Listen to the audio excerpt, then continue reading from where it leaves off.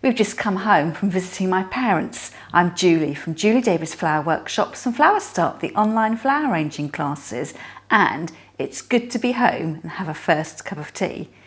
Let me show you what I've been up to. I spent the last few days upcycling this tray. I must have had it for about 20 years. I bought it green, I painted it red, and then to be honest, I have had a few trials and tribulations painting it white and getting this little motto put on the front. I've also been spray painting some little glass jars. This one says, "Flowers for Mum." To be perfectly honest, this video didn't quite go to plan and my paint job took absolutely days and days to complete. But follow along with me, I'll share with you my mistakes so that you know how to do it properly next time. This first clip is of me on my patio, full of high hopes that this project was only going to take 24 hours to complete. I thought I'd have a go at doing a couple of upcycling projects today, getting my spray paint out and some stencils as well. My first project is to upcycle this glass container.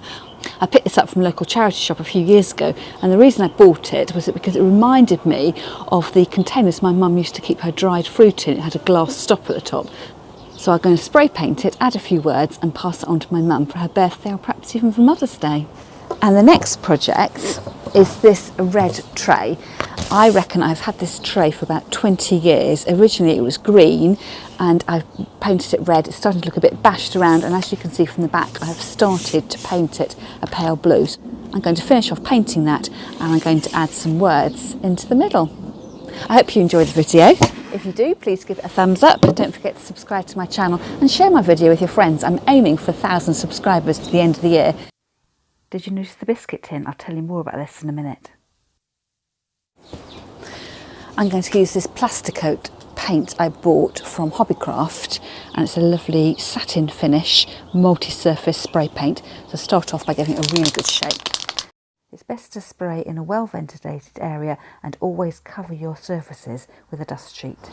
So I'll let that dry and come back to it with another coat. I find it really helpful to stand up the things I'm going to spray paint on a little plinth. That way you can get round to the bottom as well without getting your hands dirty. For this project I'm going to use some chalk paint, spray paint, which I got from my local hardware store in town.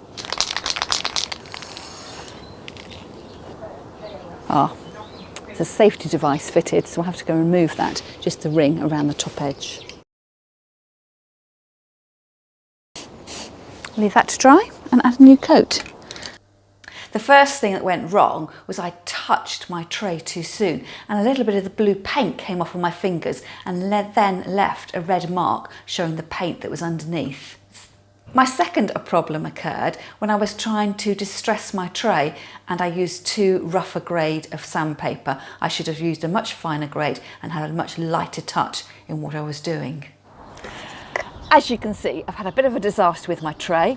My contact paper has pulled off all the paintwork, so I'm going to have to spend a few moments, I think, sanding all that off, stripping the paint back and giving it a proper bit of prep.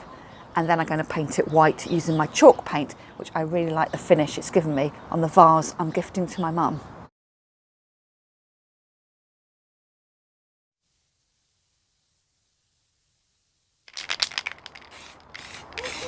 My next problem is I just couldn't get the coverage with the chalk spray paint. I think really the strong breeze outside was working against me. Eventually I moved into the garage and then I ran out of paint, so I had to go to the shops and buy a replacement can. Now the third problem I had was that when I came to lay over the transfer that said "It's so good to be home," my contact paper was brand new and really ultra sticky. So with the bad paint job from before, plus the stickiness of my contact paper, when I peeled it off, all the lettering started to come off. So by this stage I was getting a tiny bit frustrated, and what I did was I sandpapered everything back.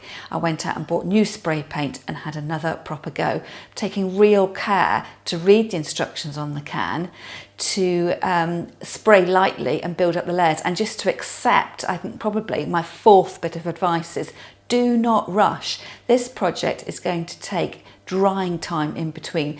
I've just bought a new Cricut machine, so I'm having lots of fun making templates and transfers. So it's been a massive learning curve for me. In this clip, you'll see me weeding out the excess vinyl and then rubbing it back onto the containers. You can't see it here, but I have printed out a little sign and I'm weeding out or removing all the bits of vinyl I don't need to use. It's quite a laborious job, so I've speeded it up, and you can see here the finished product.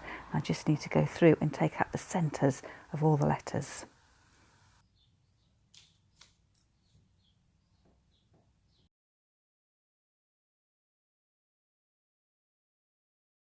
It's best to do this job in really good light, but I'm rather pleased with the way it's turned out. What I'm doing here is trying to take some of the stickiness out of my contact paper, so I'm placing it sticky side down onto a clean tea towel just to get rid of a bit of the tackiness. My next job is to place the contact sheet onto my weeded out lettering, rubbing down really firmly so eventually the vinyl letters will stick to the contact paper, and then I can transfer that to my tea tray.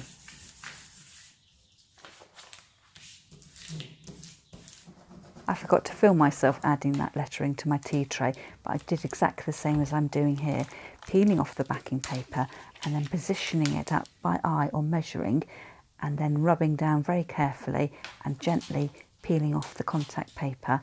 And if any of the letters were lifting, I just laid the contact paper back down and rubbed harder. My lettering is now firmly fixed to the outside of my vase, but the vase will not be dishwasher safe, so I just need to wipe the vase down with a damp cloth as and when needed. As you know, I'm a florist. This last clip is me showing you how to do a very quick arrangement with flowers so you can put them into your own vase, gift them to your mum at Mother's Day, on her birthday, or just because. I filled up my vase to about 3/4 of the way full, and you'll see here I've already got some flowers. They were delivered to me a few days ago, so I'm going to reuse those. I'm going to start off with this bloom chrysanthemum, take off some of the lower leaves, they get a bit straggly, and then recut the stems. I want my chrysanthemum to be resting quite low in my vase, so I'm going to measure up and see where I should cut the stem. Leave just one flower in or add more. This is a snapdragon or antirrhinum. I'm going to have that one coming up a little bit higher. Measure up and cut the stem. And this is Lysianthus, a beautiful white flower. It does come in other colours too. Recut the stems. Pull off any leaves that are going to be caught inside the vase. I think I might take that side shoot off.